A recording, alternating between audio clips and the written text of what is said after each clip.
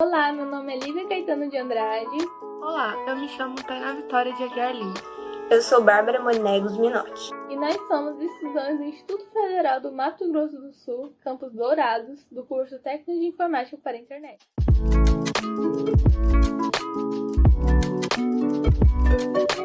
Atualmente, para evitar contra o novo coronavírus, a Covid-19, temos que seguir à risca algumas recomendações, como o uso da máscara e do álcool em gel. Entretanto, sabemos que mesmo seguindo todos os procedimentos, corremos o risco de contrair a doença. E, caso isso ocorra, o nosso corpo trabalhará com toda a maquinaria para fazer o possível para expulsar esse invasor. E a mesma situação ocorre com as bactérias, que também sofrem constantemente com a invasão de vírus, os bacteriófagos, e que, assim como no corpo humano, as bactérias também possuem um sistema de defesa. E um determinado grupo de bactérias possui um sistema de defesa nomeado CRISPR-Cas9. E é daí que surge o nosso objeto de pesquisa. Quer saber mais? Vamos lá!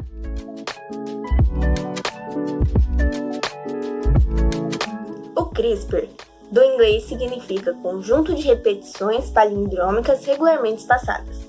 Já vou explicar.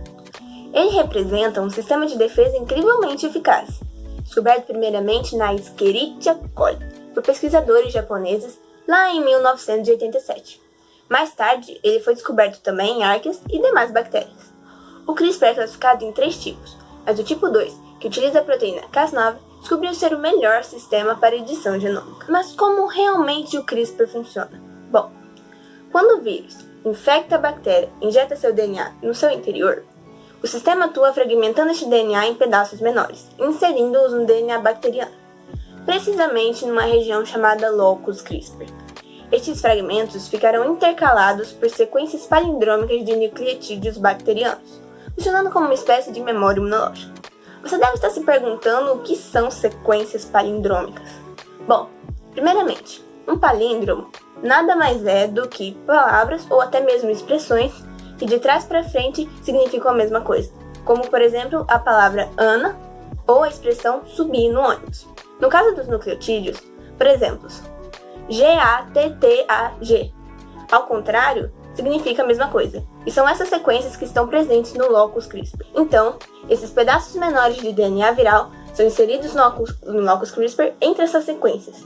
Então, nós teríamos um pedaço do DNA bacteriano palindrômico, em seguida um fragmento de DNA viral, aí uma repetição palindrômica e assim por diante. E então, se o vírus atacar novamente, o locus CRISPR será transcrito para um RNA longo e se ligará a um RNA transativador, formando um complexo responsável por guiar a Cas9 até determinado fragmento alvo do vírus. O RNA transcrito vai se emparelhar com uma parte do DNA viral, e a Cas9 vai cortar este segmento, inativando o DNA e evitando a morte da bactéria. Como a nuclease Cas9 é facilmente programável, bastando apenas modificar o seu RNA guia, a técnica CRISPR-Cas9 se mostra eficiente para modificação gênica, atuando com exatidão e podendo ser usada em diversas aplicações. Utilizado como uma ferramenta de edição gênica, o CRISPR-Cas9 apresenta vantagens pertinentes para diversas áreas, principalmente para a medicina, devido ao seu enorme potencial no tratamento de doenças ocasionadas por mutações genéticas,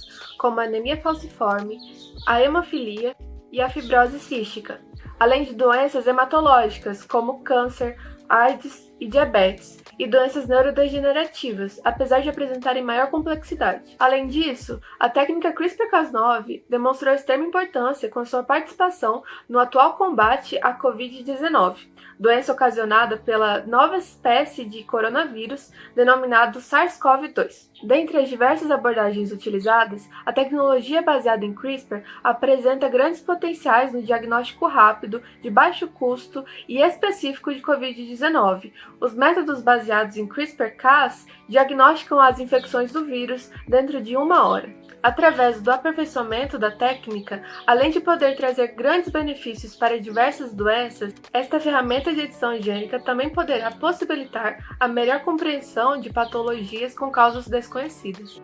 Entretanto, mesmo possibilitando diversos avanços na medicina, a técnica ainda possui uma série de questionamentos a respeito de sua aplicação, uma vez que essa ainda carece de estudos conclusivos a respeito de seus efeitos prejudiciais sobre a saúde do indivíduo submetido à terapia. Além disso, o maior risco é o seu uso inadequado em células germinativas, que transmitiriam as alterações sofridas pelo indivíduo original às futuras gerações. Nessa perspectiva, a possibilidade de manipular o genoma humano e sua linhagem germinativa levanta diversos questionamentos éticos diante da sua capacidade de criar variadas eugenias. Sabe-se que a técnica CRISPR-Cas9, assim como outros avanços na engenharia genética, provoca muitas vezes o temor pelo desconhecido por parte das pessoas, o que se mistura com o entusiasmo e o sensacionalismo provocado pelas descobertas.